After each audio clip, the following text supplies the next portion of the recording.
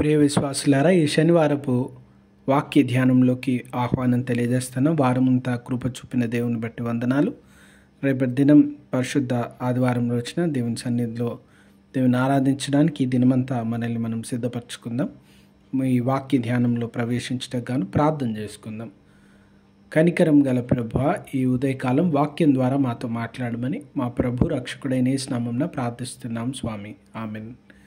ప్రియమైన వారలారా, ఈ ఉదయకాలము యేసు ప్రభుల వారి మాటలను, ఆయన పరిచర్యకు సంబంధించిన ఒక ప్రాముఖ్యమైనటువంటి అంశము. అపోస్తలుడైన పౌలు గారు కొరింథీ సంఘంలో 11వ అధ్యాయంలో మాట్లాడుతున్నటువంటి ఈ ప్రాముఖ్యమైనటువంటి మాట, మిమ్మల్ని మీరు పరీక్షించుకొనుడి. ప్రభురాత్రి భోజనం గురించి నిన్నటి రోజున కొంత ధ్యానించడం, దాని తరువాయి భాగంగా ఈరోజు ఆలోచన చేస్తాం.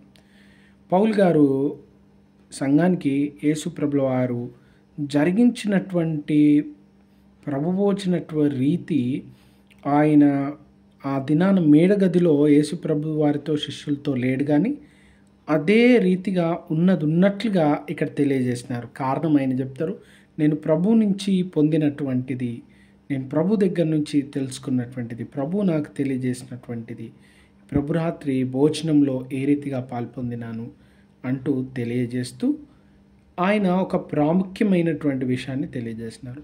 ప్రభురాత్రి భోజనంలో పాలు పొంది మీరు మిమ్మల్ని మీరు పరీక్షించుకోండి. ఏం పరీక్షించుకోవాలి అంటే, ఇందులో మొదటిగా ప్రభురాత్రి భోజనం ఏంటి, పరిశుద్ధ సంభాక్తం అంటే ఏంటి అనే గ్రహింపుతో ప్రభురాత్రి భోజనంలో పాలు పొందాలి. యేసు ప్రభుల వారు రొట్టెలు పంచిన తర్వాత అనేకులు తిరిగి యేసు ప్రభుల వారి దగ్గరకు వచ్చినారు. 5,000 మందికి రొట్టెలు పంచిన సంఘటన తర్వాత తిరిగి మళ్ళీ వాళ్ళు అడుగుతారు, అయ్యా మేమేం చేయాలి అన్నప్పుడు యేసు ప్రభుల వారు వారితో అంటారు, మీరు దేవునిలో విశ్వాసం ఉంచడమే మీరు క్రియతో సమానం. దేవునిలో విశ్వాసం ఉంచాలి. ప్రభురాత్రి భోజనాన్ని పాల్పొందే మనం పౌలు గారు ఒక గొప్ప సత్యాన్ని చెప్తున్నారు. ఎందుకు ప్రభురాత్రి భోజనంలో పాల్పొందుతున్నాం? మొదటిది, ప్రభులో విశ్వాసం ఉంచుతూ ఉన్నాం, ఆయనతో సంబంధం కలిగి జీవిస్తూ ఉన్నాం. అందుకే ప్రభురాత్రి భోజనం, నా శరీరం తిని నా రక్తం తాగు అంటే ప్రభులో మనం జీవిస్తున్నాం, మనలో ప్రభు వస్తున్నారు.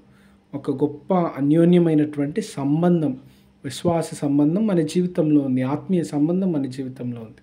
విశ్వాసము ఆత్మీయమైనటువంటి సంబంధం.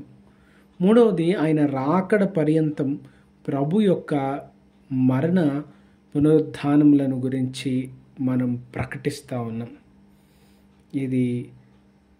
ఈ 3 విషయాలు ప్రాముఖ్యంగా ప్రభురాత్రి భోజనం జరుగుతున్నాయి. కనుక మిమ్మల్ని మీరు పరీక్షించుకోండి అన్నప్పుడు ఇది ఎందుకు తీసుకుంటా ఉన్నాం అనే విషయాన్ని గుర్తెరిగి తీసుకోవాలి. అందుకనే ప్రభురాత్రి భోజనానికి యవనస్తుల్ని సిద్ధపరుస్తూ వారికి కన్ఫర్మేషన్ క్లాసెస్ ఇస్తాం.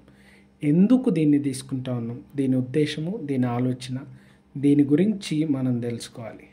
తర్వాత రెండో విషయం, కొరింథీ సంఘంలో మనం ఇదివరకు జ్ఞాపకం చేసుకున్నట్టు వారిలో హెచ్చు తగ్గులు, వారిలో అనేకమైనటువంటి ఇబ్బందులు ఉన్నట్లుగా మనం చూస్తూ ఉన్నాం. అందరూ కలిసి కట్టుగా ప్రేమతో ఐక్యతతో ప్రభురాత్రి భోజనంలో పాల్పొందట్లేరు.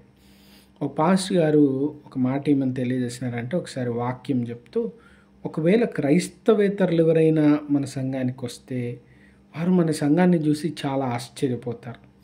ఎందుకంటే మనము పట్టణ సంఘాల్లో ఏ కుటుంబం ఆ కుటుంబము విడివిడిగా కూర్చుంటుంది. అయిన తర్వాత కూడా వాళ్ళే గుంపుగా ఉంటారు, లేదా వారికి బంధువులు అత్యంత సన్నిహితులతో మాట్లాడతారు, వెళ్ళిపోతారు. ఇది క్లబ్ వాతావరణం లాగా, బంధుమిత్రులు కలుసుకునే స్థలంలాగా ఈ రీతిగా కనబడుతూ ఉంది, కానీ ఒక విశ్వాస సమూహంలాగా కనబడేటువంటి ప్రయత్నం చేయట్లేము.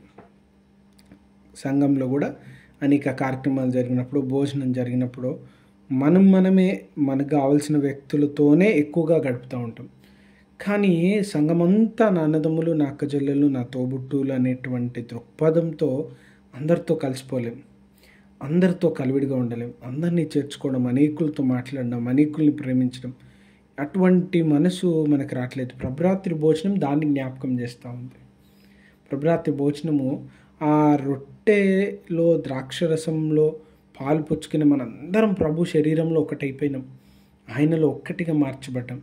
అందరిని ప్రేమిస్తూ అందరిలో కలిసిపోయేటువంటి ఆ మనసు. కనుక ప్రభరాత్రి భోజనంకి వెళ్ళేటప్పుడు మనం పరీక్షించుకోవాలి.